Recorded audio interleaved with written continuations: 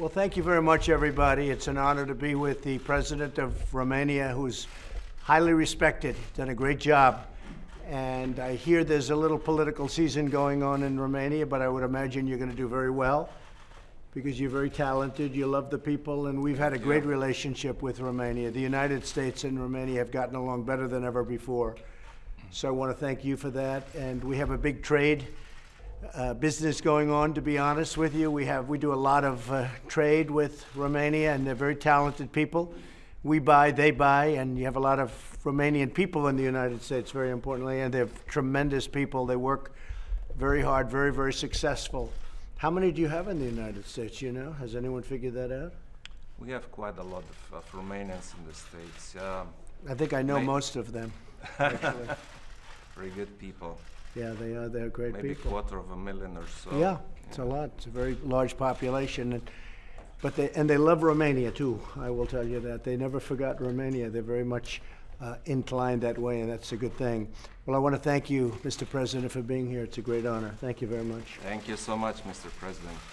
Great pleasure to be here. Would you like to say something?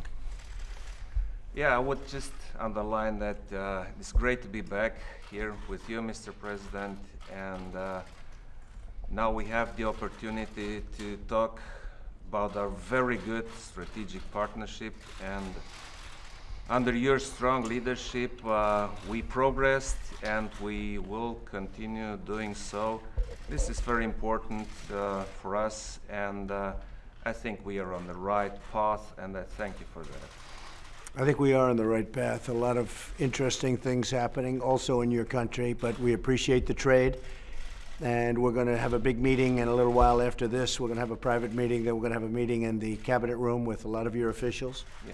And we look forward to that. Yes, any questions, John? Mr. President, what sort of contingency steps or plans is the White House thinking about to stave off any kind of economic slowdown? We've heard that there's been some talk of a payroll tax cut kicked around, some other tax cuts. You've been talking about a cut in the Fed rate, quantitative easing. What are you looking at? Well, I'd like to see a cut in the Fed rate because that should have happened a long time ago. I think they're being very tardy in not doing it and not having done it sooner. They raised too quickly, and I've been quite vocal on that.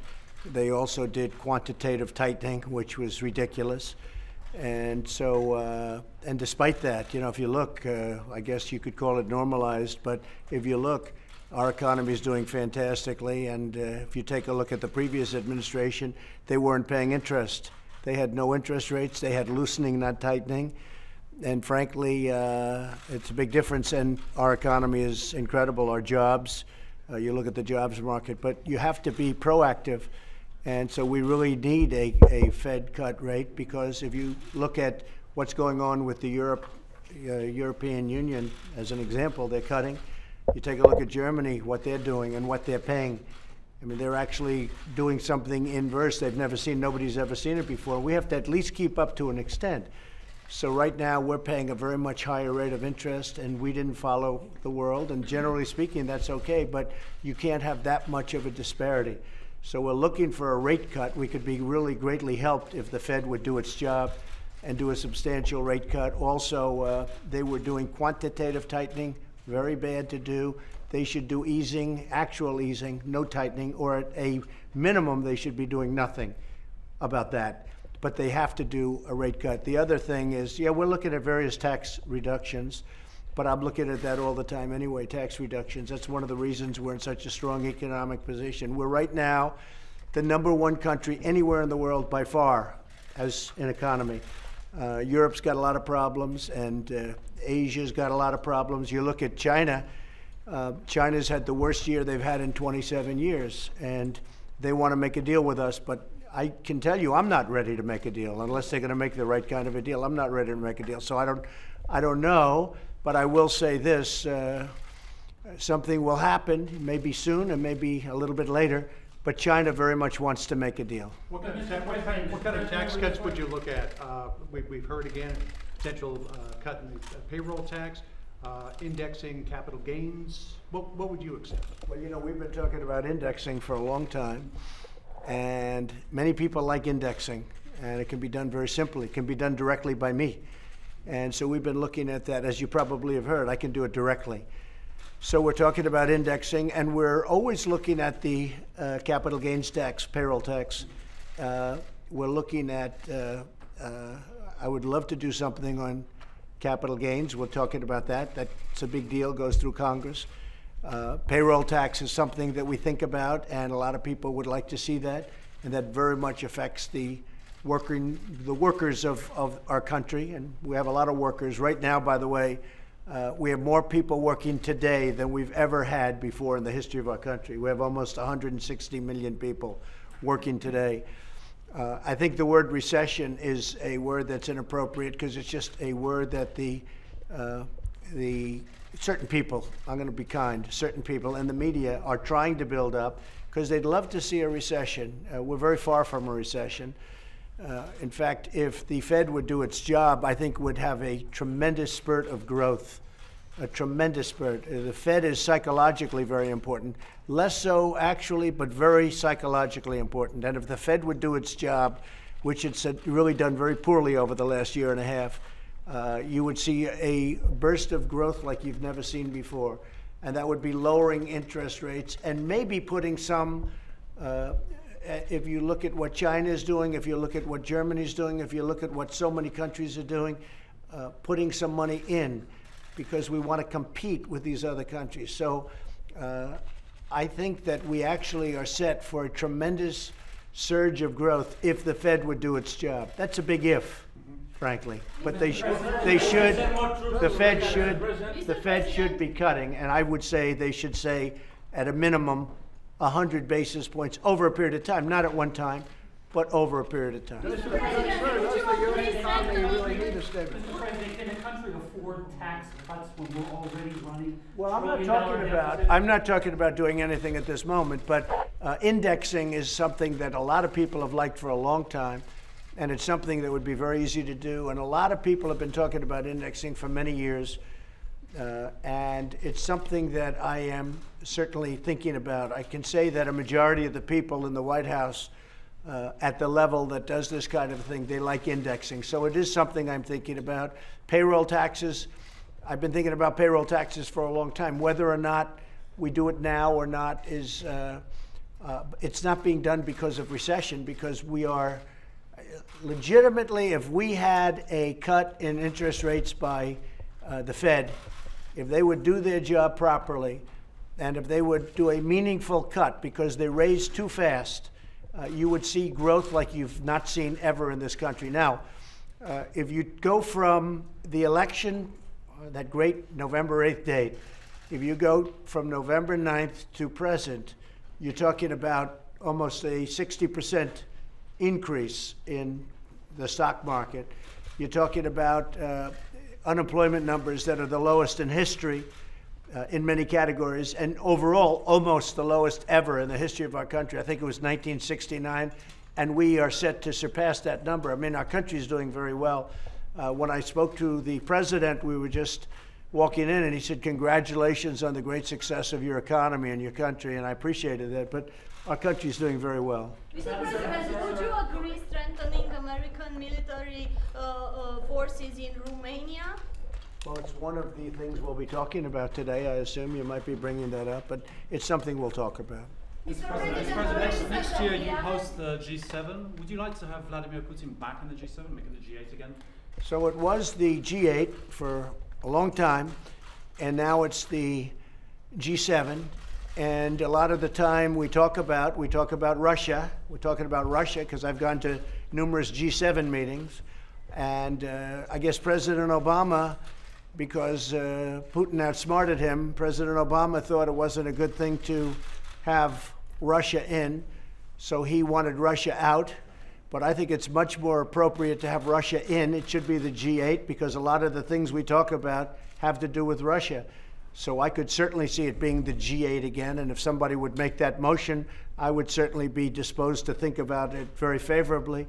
But as you know, for most of the time, it was the G8. It included Russia, and President Obama didn't want Russia in because he got outsmarted. Well, that's not the way it really should work. Mr. President, 3 years ago you said that including Romania in a visa waiver program is a subject that should be discussed. Yeah. In this meeting, will you discuss We've spent a lot of time on it. We've spent a lot of time discussing it already. Our countries have been discussing it, and we're taking it up today at a very important meeting right after this one. Do you like the idea? It sounds like you like the idea, right? The waiver, do you like the idea? Okay. No, it's something we're thinking about. Mr. President, on Venezuela, is the White House in contact with the Maduro regime? Yes. Number 2, Cabello. Well, we are in touch. We're talking to various representatives of Venezuela. We're helping Venezuela as much as we can.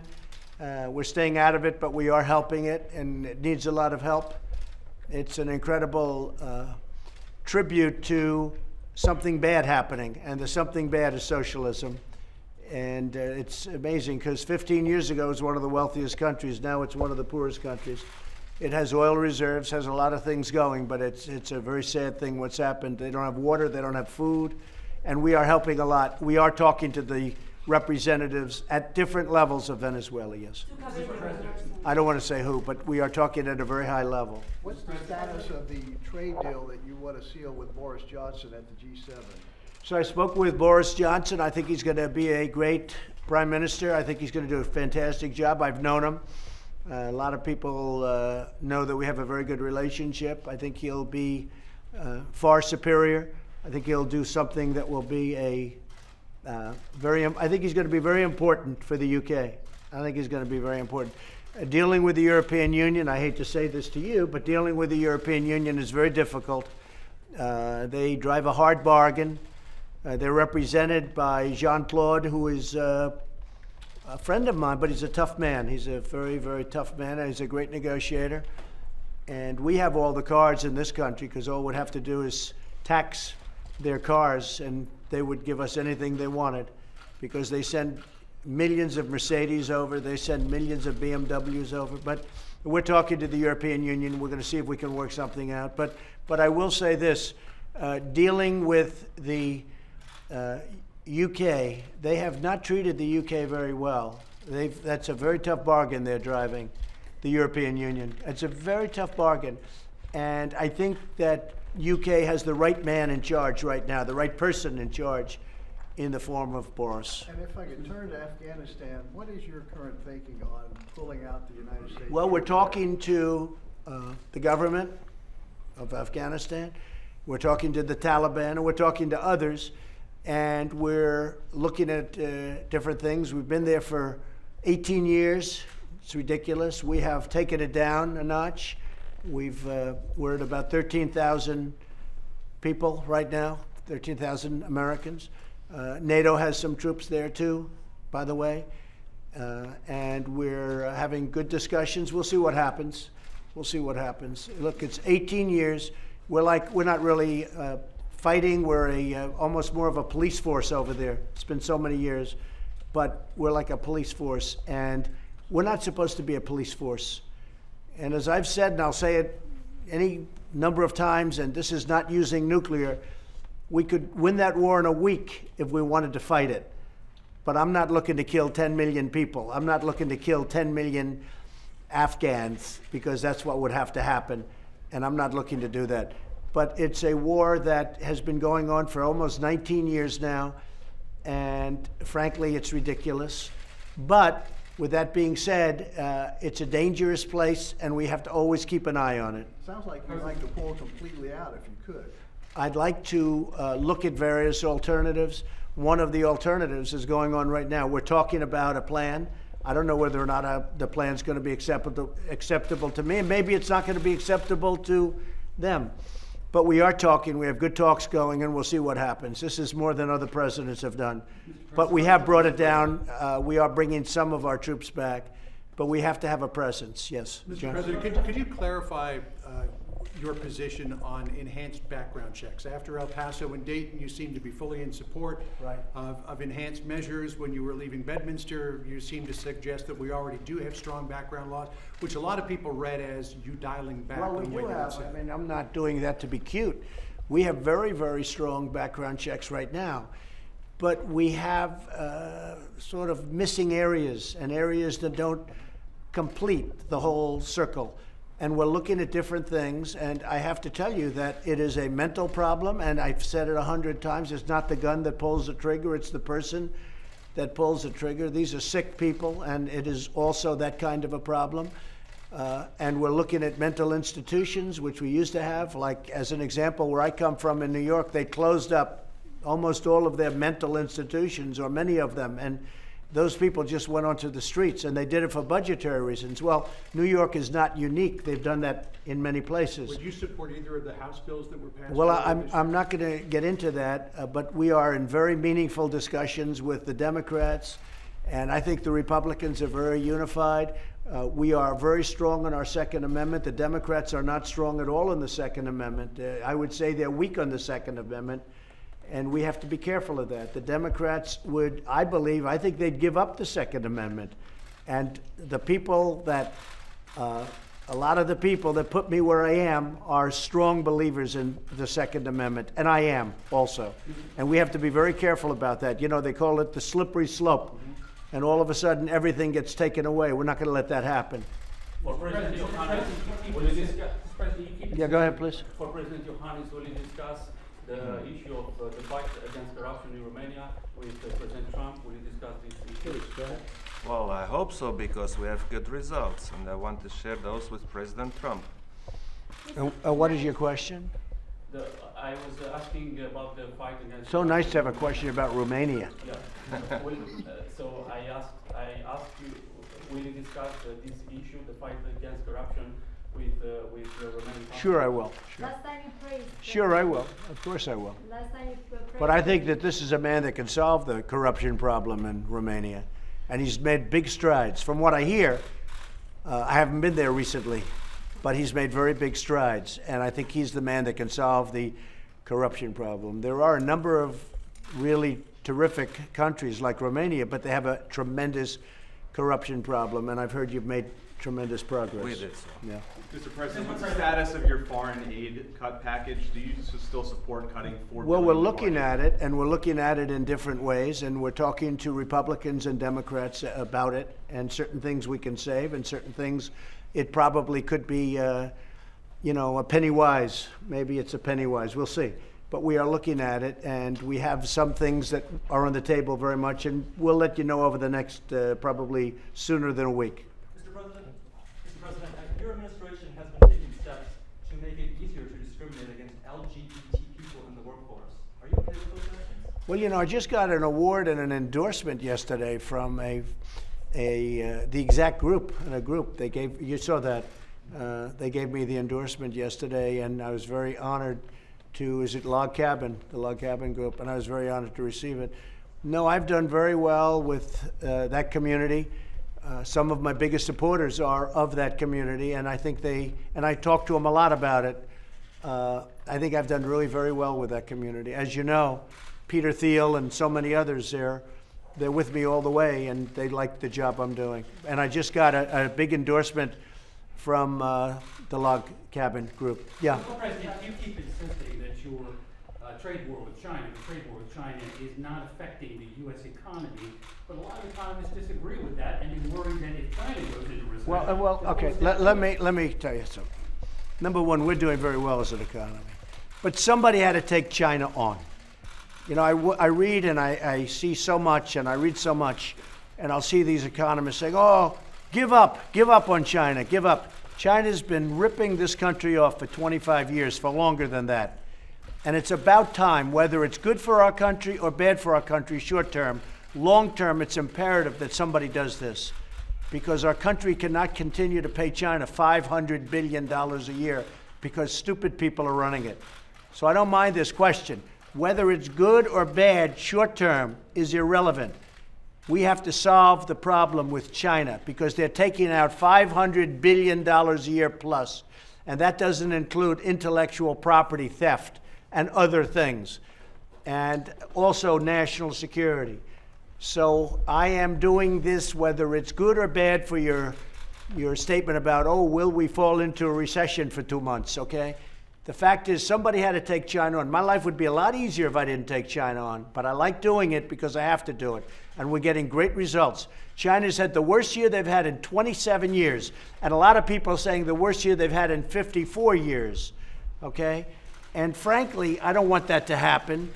But it does put us in a good negotiating position, doesn't it? And China wants to make a deal, and that's good. But they have to make a deal that's fair to us. It can't be a deal that's not fair to us. And you should be happy that I'm fighting this and I'm fighting this battle, because somebody had to do it. We couldn't let this go. I don't even think it's sustainable to let go on what was happening. They were stealing all of our intellectual property ideas. The theft was incredible. They call it intellectual property theft. And they value it at $300 billion a year. Who knows how they value it? I know how to value dollars. I don't know how to value intellectual property theft. But they have experts that say it's at least $300 billion a year where they steal it. Somebody had to do something with China. Obama should have done it. Bush should have done it. Clinton should have done it. They all should have done it. Nobody did it. I'm doing it.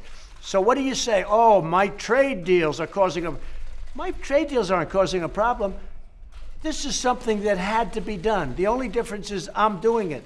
I could be sitting here right now with the stock market that would be up 10,000 points higher if I didn't want to do it. But I think we have no choice but to do it. And a lot of people that really know, people that love our country, they're saying, thank you very much for taking it on. And we're winning because they're having the worst year they've had in decades. And it's only going to get worse. China's lost 2 million jobs in the last month and a half because they're moving. The people, the companies are moving to non-tariffed countries. They've lost over 2 million jobs in a very short period of time. They're going to lose a lot more jobs.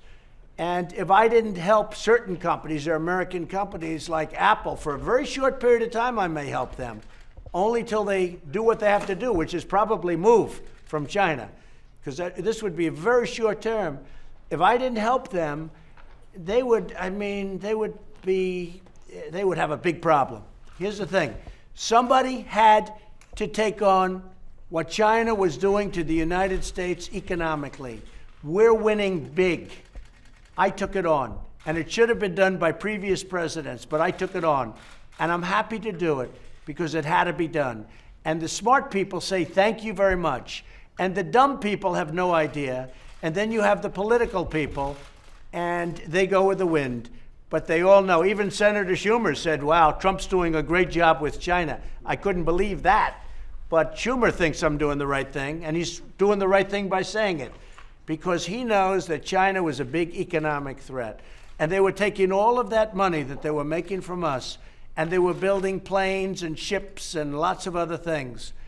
And we can't let that happen. Mr. President, on China, there is a new study out of Australia that suggests that with the current Chinese military posture in the South China Sea, Indo-Pacific region, it could wipe out most U.S. bases within a number of hours.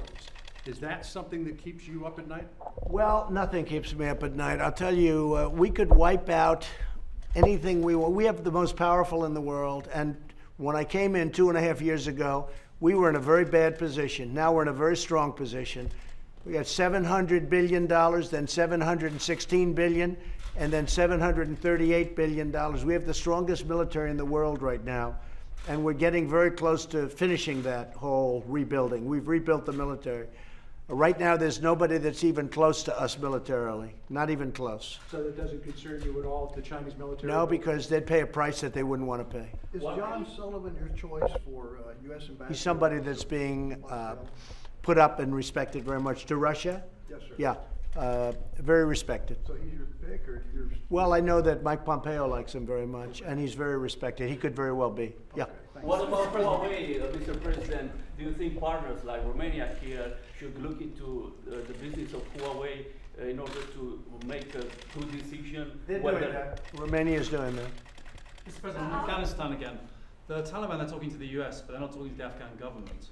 If the US were to draw down and the Taliban went on the offensive, would the US come and basically save the Afghan government? Well, the Taliban does not respect the government, the Afghan government. They have no respect for the Afghan government, and I understand that, and I know that.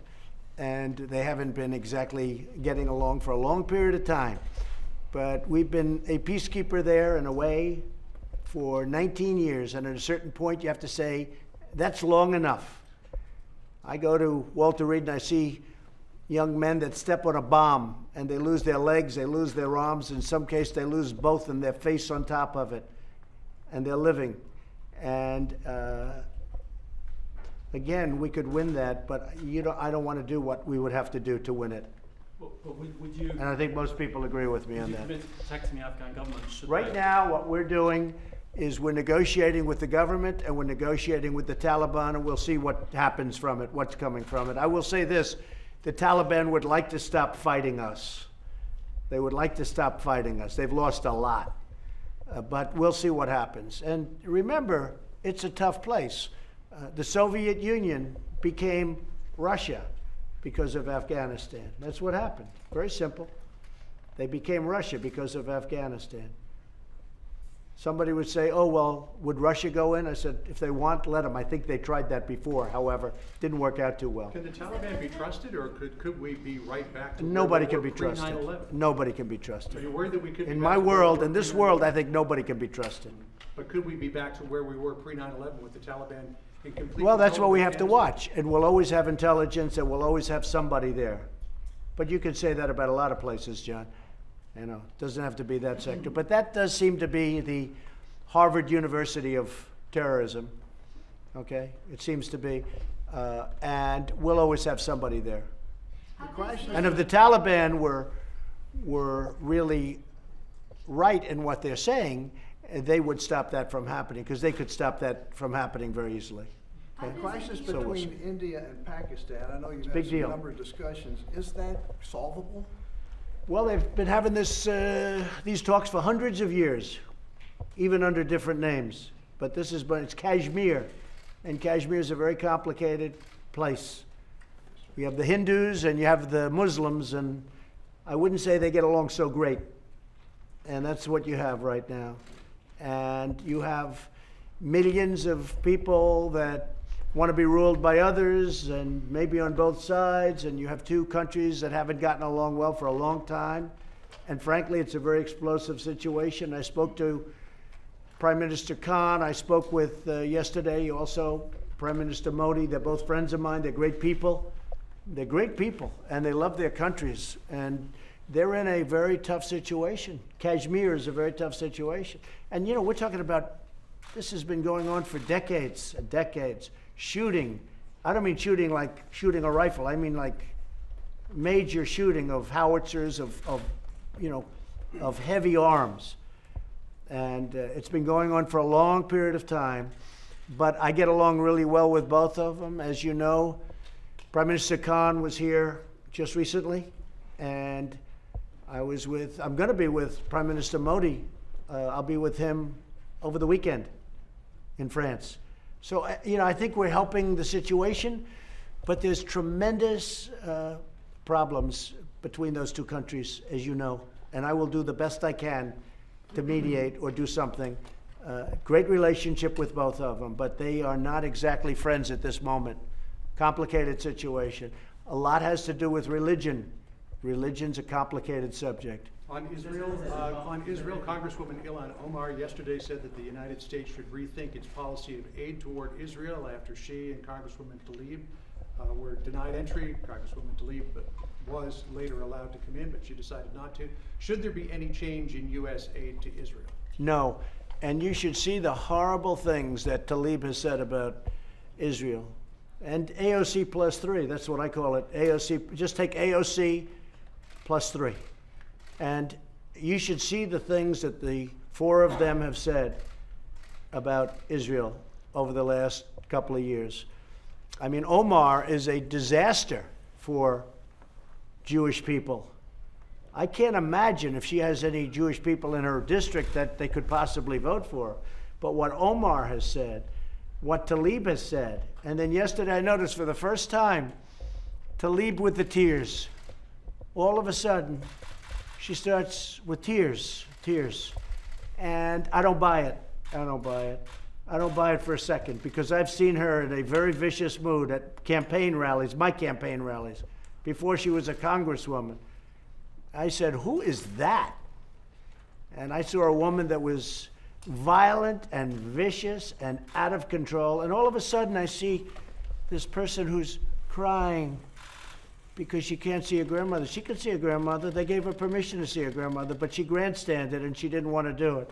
So that's a decision of Israel. That's not a lot of people are saying that was my decision. That's a decision of Israel. They can let them in if they want, but I don't think they want to. When you read the things that they've said about Israel, how bad, and if you look at their itinerary before they found out, you take a look at their itinerary, that was all going to be a propaganda tour against Israel. So I don't blame Israel for doing what they did. I have nothing to do with it, but I don't blame them for doing what they did. I think it would have been very bad to let them in, including the four. I'm talking about all four, but these two that wanted to get in, Omar and Tlaib. And I think it would be a very bad thing for Israel, but Israel has to do what they want to do. But I would not cut off aid to Israel. And I can't even believe that we're having this conversation. 5 years ago, the concept of even talking about this, even 3 years ago, of cutting off aid to Israel because of two people that hate Israel and hate Jewish people. I can't believe we're even having this conversation. Where has the Democratic Party gone? Where have they gone where they're defending these two people over the state of Israel? And I think any Jewish people that vote for a Democrat, I think it shows either a total lack of knowledge or great disloyalty. All right? Thank you very much, everybody. Thank you, Brian. Right this way, guys. Thank you guys very much. Thank you, Brian. We're leaving now.